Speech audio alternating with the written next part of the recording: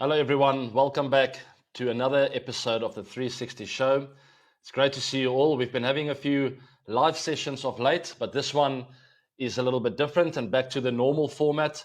We'll be covering a lot of news, a bit of fitness news as well. We see there's some injury scares for the World Cup, the Cricket World Cup that is coming up. We'll also have a quick look at the Springboks and their performance so far, and the big game coming up this weekend against Ireland. And then a little bit about Quinton de Kock and the fantastic ODI career he's had. We know he's called his retirement, and he's had another fantastic series against Australia, clinching that victory for South Africa. And South Africa actually looking pretty good all of a sudden for the Cricket World Cup. It's all happening on the 360 Show, and let's hit it.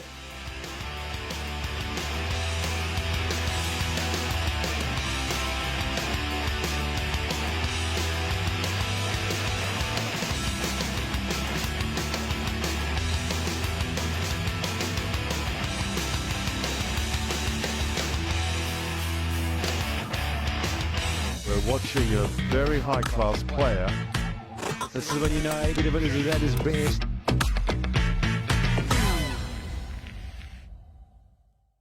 So this week, let's start with South Africa, the Proteas. We know they clinched that series against Australia in that final ODI at the Wanderers. It was an incredible series. Being 2-0 down, we all know what that feels like in life and in sport. It's not ideal, but to come back, there's nothing more rewarding than that. And the Proteas winning 3 ODIs against mighty Australia, the 5-time World Cup winners, Australia. That will boost the boys definitely going into the Cricket World Cup. There's been some incredible performances. I think of Heinrich Klaasen, Aiden Markram, Quinton de Kock, the bowlers eventually standing up, Ngidi, Rabada, Marco Jansen, Shamsi, Maharaj, all of them all of a sudden finding form at exactly the right time for South Africa. And what a great win. Let me tell you, it means a lot going into a World Cup to do something special like that in front of your home crowd, giving the people belief and getting the country behind you is always crucial in a World Cup. So the Proteas did exactly that. And let's cover a post here from Adam Gilchrist. He's hopeful that 5-time champions Australia will do well in India ahead of the Cricket World Cup. That's a little bit about Australia. So that's the flip side of the coin again, maybe losing a little bit of momentum and confidence in that series loss. But we all know what they're capable of in World Cups, and I don't think it will bother them too much. They're still a mighty team, a lot of talent, and always contenders in the Cricket World Cup.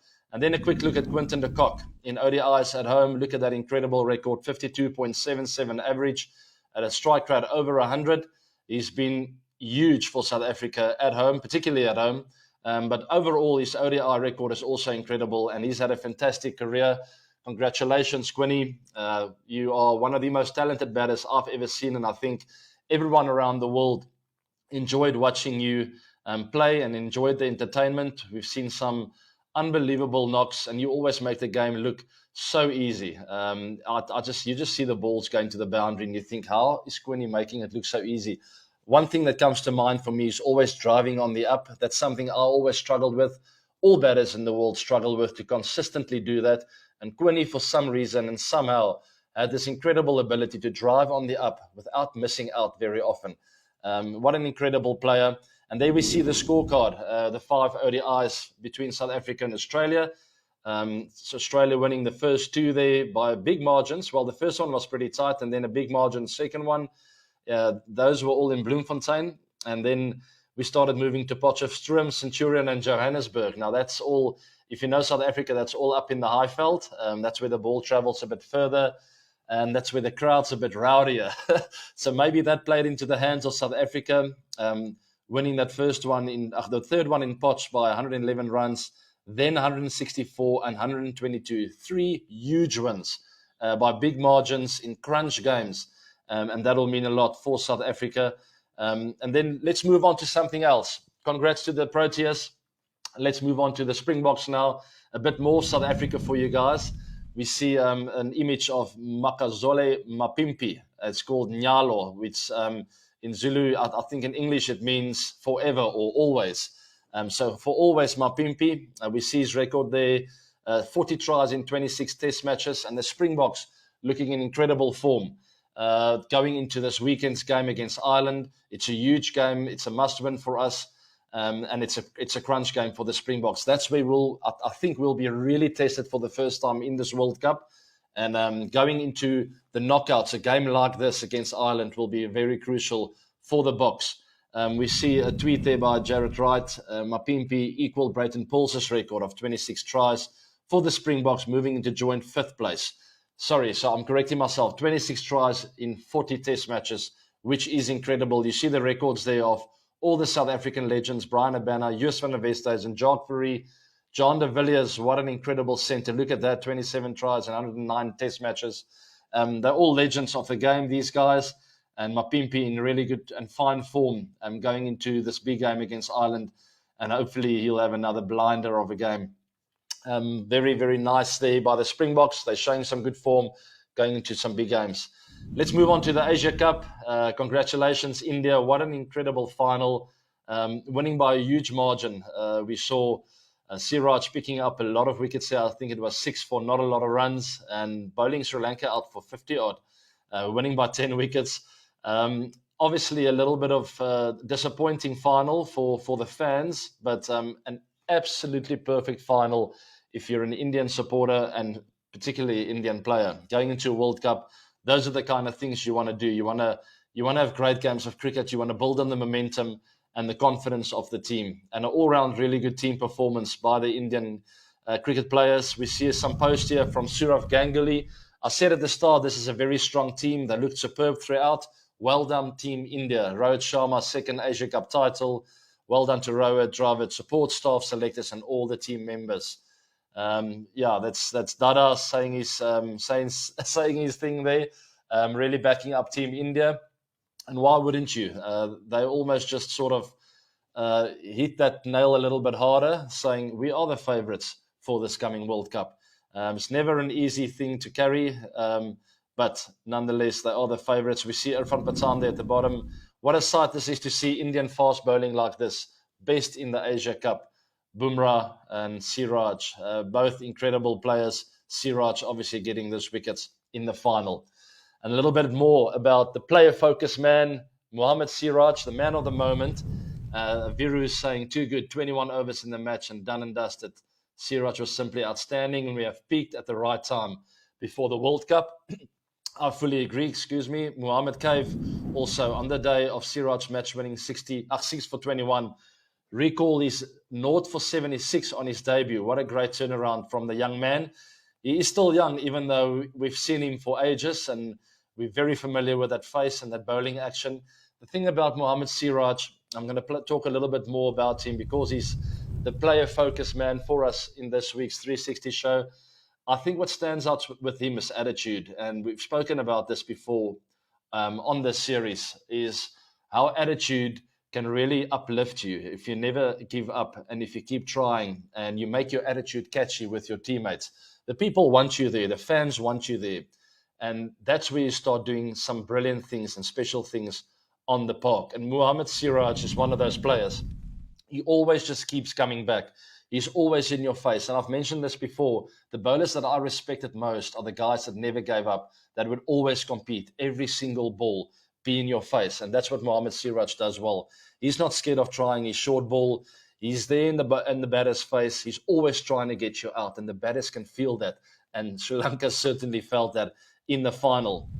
What a fantastic turnaround from that start for Mohammad Siraj. And here we have some footage of him getting the 4 wickets. Siraj, what a catch! A left delivery, it's that man Jadeja. Big shout, given! Straight across it! In the air, it's back-to-back wickets! Nearly the 4th, is it the 4th? It is the... Simply incredible, Bryce. Siraj there. Some soft wickets in between as well. Those are the pressures of a final. But the thing that stands out, as I mentioned earlier, is he keeps trying. He's always in your face. His catches are in place. And his attitude is spot on for the perfect fast bowler, if I can say that. He's always going to keep trying. Congratulations, India. Congratulations, Siraj, with those finals, the figures in the final. Simply incredible. And there we saw that incredible over, wicket, 4 runs, and another wicket. And that was it. That literally broke the backs of the Sri Lankan batters, and that was the end of that. Let's move on to some news about the English team. We saw that Harry Brook is in, Jason Roy out for that World Cup. We know Ben Stokes also made that turnaround back out of retirement. And the England squad, a lot of changes there, a lot of things happening, but the big one is Harry Brook. And we saw Kevin Peterson talking about it, saying that he bets that in that first World Cup game, we will see Harry Brook in the starting 11. I initially thought this is an incredibly weird post. Out of nowhere, does he have like information from behind closed doors, or where does this come from? And true words were spoken. There we see Harry Brook named in England's ICC Men's Cricket World Cup 2023 squad, but no place for Jason Roy, and we got to feel sorry for him. It's happened to him before. He's missing out on a few World Cups. He's had some back spasms in this series, and he didn't play a lot of cricket. And I think the English selectors maybe decided we can't risk this in a World Cup. Harry Brook is in good form. He's been scoring runs. Let's get him in. It's a huge call and very disappointing for Roy, so we feel sorry for him. And there's the squad, the English squad. It's finalised. The 15-man squad going to India for this year's World Cup. It's a very talented squad. We know what they've done in World Cups of late, and they will be contenders in this year's World Cup. There's no doubt about that. Ben Stokes admits that he planned the call-up or his comeback, whatever you want to call it. Very interesting there from Stokesy, and you can't blame him. He's one of the best players in the world with both bat and ball. You always can win your games of cricket. He scored this incredible 100, just getting back from that huge announcement of getting back from retirement. And yeah, I mean, I'm not surprised. What a player. England need him in that squad. And no matter how you do it, you make a spot for him. You make a spot available. So yes, I know he caught some criticism for leaving it so late, but it says here it's always been planned. And yeah, I'm not going to talk about some other guy that also tried this before. It didn't quite work out for him. He's sitting right here. No hard feelings then. Then we see another post. Esha, this is a magnificent innings from Ben Stokes. He came out from retirement and stamped his authority in style. What a player. Let's have a look at the footage. Slog sweep, didn't think it would be long coming. Into the crowd, powerful man is Ben Stokes. Well, that's why it is that you can face 90 mile an hour on. Pulled away leg side. Stokes doesn't even look where that ball has gone. He knows he's got it, and he's got it into the crowd. bit away from Stokes. Goes again, doesn't look at it again, knows he's got it again. That's a big one.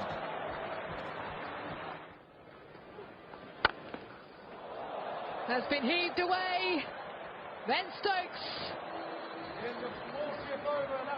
keeps going big.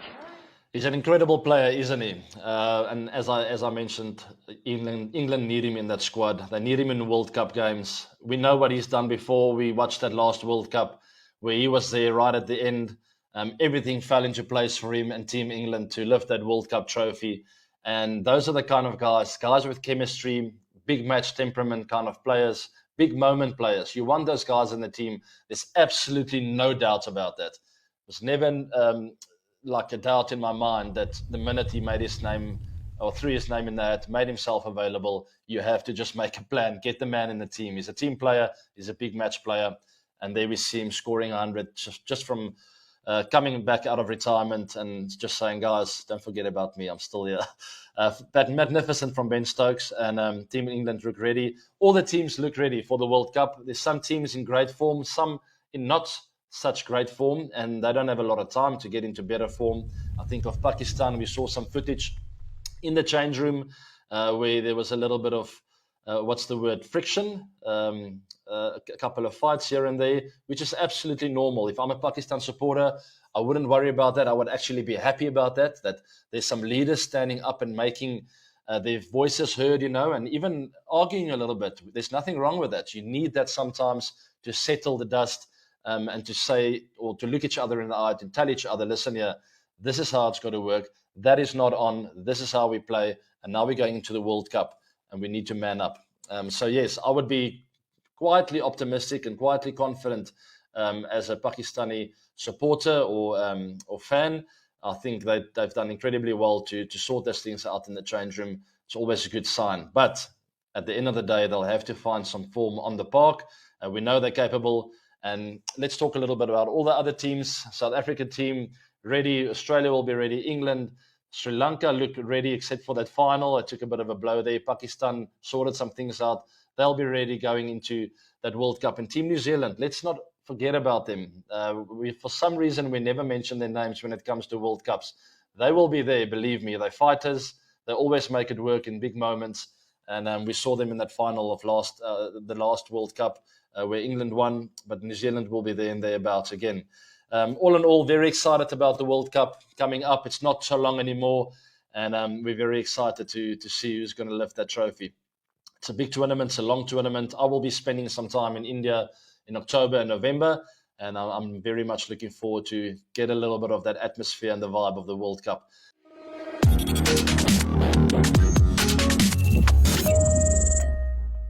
In other news, and in this week's fitness segment, we'll be having a look at some of the injury worries. There are quite a few around.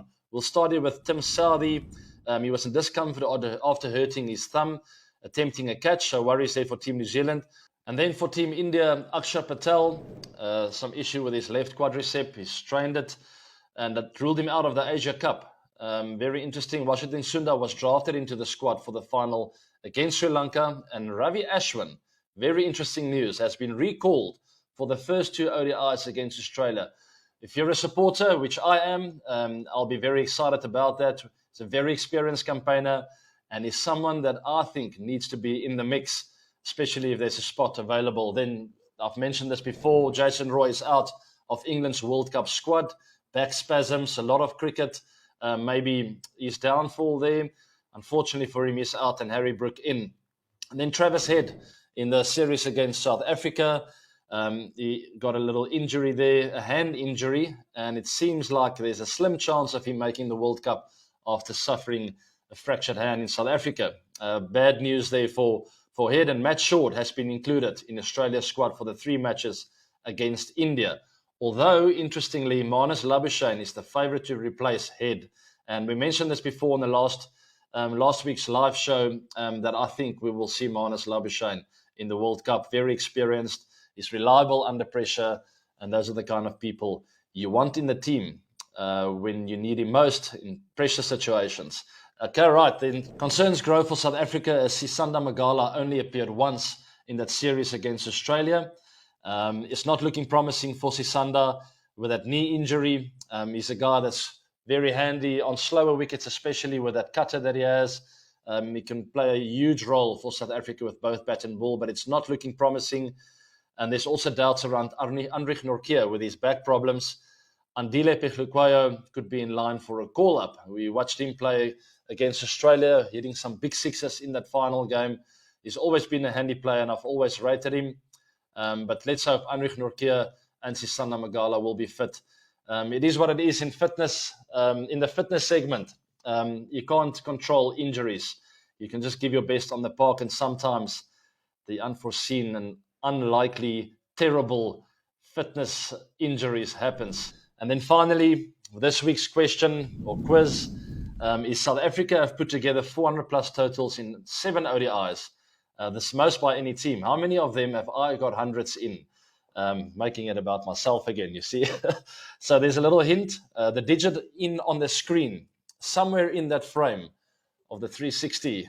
That's a little hint. I'm giving it away, sort of, but it's okay. But yeah, 7 ODIs, 400 plus. How many of them did I get 100 in? I hope you get it right. Please subscribe your answers in the box below. Also ask me some questions, because I will be doing a live session next week, Monday. Do not miss out on that. This week was a recorded one. Next week we'll be live again. Do not miss out on the 360 show. Hit the bell notification, subscribe to the channel, and let's keep having some fun together. I hope you enjoyed this week's 360 show. Have a fantastic weekend.